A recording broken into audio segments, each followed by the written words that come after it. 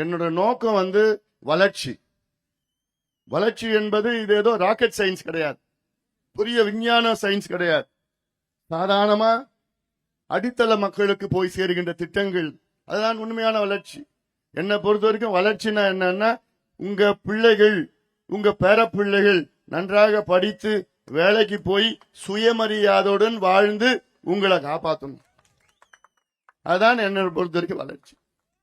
என்னை பொறுத்த வரைக்கும் வளர்ச்சினா பெரிய பெரிய மால், பெரிய பெரிய ஐடி பார்க், பெரிய பில்டிங், பெரிய ஏர்போர்ட் கட்டுறதுலாம் வளர்ச்சி இல்லை. எனக்கு பொறுத்த வரைக்கும் இதுக்கு நடுவுல உள்ள நீங்க முன்னேறணும், நீங்க வளரணும், நீங்க முன்னேறணும்.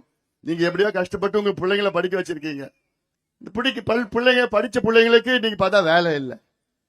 1,30,00,000 இளைஞர்களுக்கு இன்னைக்கு வேலை இல்லை. 1,30,00,000 படித்த இளைஞர்களுக்கு தமிழ்நாட்டில் வேலை இல்லை. காரணம் யாருன்னா இதே திமுக தான். நாங்க ஆட்சிக்கு வந்தா 5 லட்சம் அரசு வேலைகளும் 50 லட்சம் தனியார் வேலைகளும் நாங்க உருவாக்குவோம் சொன்னாங்க. பண்ணாங்களா? 50,000 அரசு வேலைகள் கூட நியமனம் பண்ணல, 50,000 நியமனம் பண்ணல. 50 லட்சம் எங்க? இப்படி ஒவ்வொன்றாக பொய்ய சொல்லிக் கொண்டிருக்கின்ற திமுகவுக்கு ஒரு பாடத்தை நாம் புகட்டுவோம்.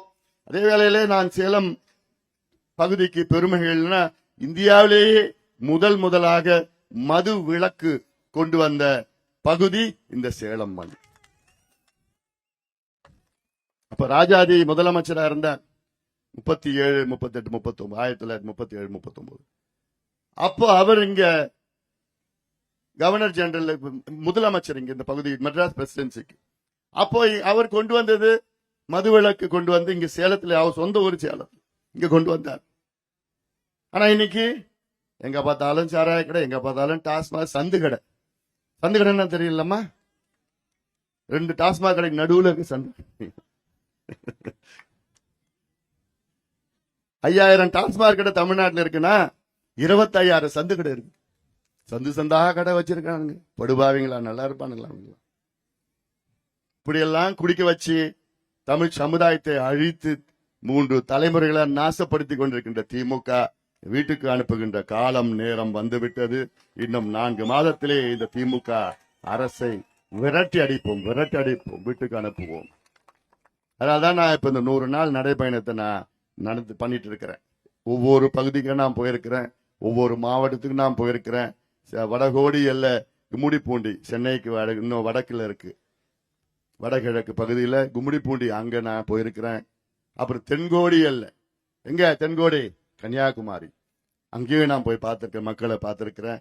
அப்புறம் கிழக்கு பகுதியில் நாகப்பட்டினம், தஞ்சை, திருவாரூர், நாகை, மயிலாடுதுறை, அந்த பகுதிக்கு நான் போயிருக்கிறேன்.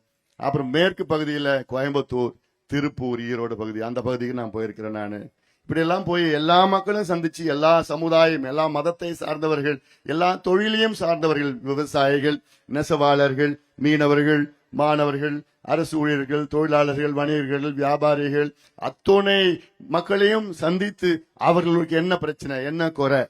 நேற்று மகுடஞ்சாவடிக்கு போயிருந்தேன். அங்க பகுதியில் பாத்தீங்கன்னா அங்க நெசவு தொழில், நீங்க இந்த பக்கத்துல தான் இருக்கு, அந்த பக்கம் அங்க நெசவாளர்கள், நலிந்த நெசவு தொழில் போயிடுச்சு, நெசவே போயிடுச்சு, ரொம்ப மோசத்துல இருக்கு. ஆனா ஸ்டாலின் அவர்களுக்கு அதை பத்தி கவலை இருக்கா? எந்த கவலையும் கிடையாது. விவசாயிகள்னாலே இன்னைக்கு ஏதோ பாவம் செய்த பட்டவர்கள் போன்று விவசாயிகள் இன்னைக்கு நமக்கு சோறு போற விவசாயிகள் என்னுடைய கடவுளா நான் பார்க்கிறேன். விவசாயிகள் என்னுடைய கடவுள். ஆனா இன்னைக்கு மிக மோசமான ஒரு சூழல் விவசாயிகள் இருக்கின்றார்கள். இதெல்லாம் மாற்றி அமைக்க வேண்டும். நான் சொல்லியிருக்கல, இது திட்டங்கள், இது போன்ற திட்டங்கள் கொண்டு வரணும். இந்த சேலம் மேட்டூர் உபரிநீர் திட்டம், மேட்டூர் காவிரி உபரிநீர் திட்டத்தை உடனடியாக 5000 கோடி ரூபாய் ஒதுக்கீடு செய்து அரசு அதை செயல்படுத்தணும். எந்த அரசு? இந்த அரசு பண்ண போறது கிடையாது. இன்னொரு 6 மாசத்துல நம்ம அரசு வரப்போகுது. 6 மாசத்துல நம்ம தான் செயல்படுத்த போறோம். அதனால நீங்க எல்லோரும் நமக்கு ஆதரவு கொடுங்கள். ஏன்னா அந்த 5000 கோடி ரூபாய் ஒதுக்கீடு செய்து அந்த மேட்டூர் தண்ணி, அந்த காவிரி தண்ணியை எல்லா அந்த பகுதிக்கு, எல்லா ஏரி குளங்களை நிரப்பினா உங்களுக்கு எல்லாம் எவ்வளவு சந்தோஷம், எவ்வளவு நல்லா இருக்கும். ஏன்னா இதே திட்டம் தான் அத்திக்கடவு அவிநாசி திட்டம். அத்திக்கடவு அவிநாசி திட்டம் அங்கே இருக்கின்ற அந்த கோயம்புத்தூர், ஈரோடு திருப்பூர் மாவட்டத்தில் உள்ள திட்டம் அது. அவினாசி, காரமடை, பெருந்துறை பகுதியில் அங்க இருக்கின்ற பவானி ஆற்றில் வருகின்ற உபரி நீரை எடுத்து அங்க இருக்கிற ஏரி குளத்தில் நிரப்புற திட்டம் 1045 ஏரிகள். அதை விட இங்கே அதிகமாக இருக்கின்ற இந்த சூழல் இருக்கிறது. அதனால இதெல்லாம் ஒரு பக்கம் நீங்கள் அதை சிந்திக்க வேண்டும், செயல்பட வேண்டும். நம்ம எல்லோரும் இந்த நேரத்திலே ஒன்றாக இணைய வேண்டும்.